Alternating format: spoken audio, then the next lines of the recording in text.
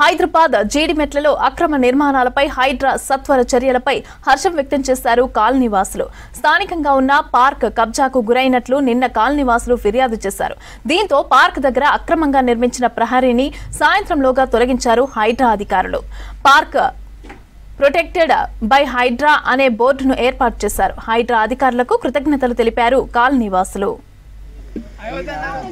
Thank you Ranganath sir for saving your park. Thank you Hydra for saving your park. Thank you Hydra for saving your park. Thank you Ranganath sir for saving your park.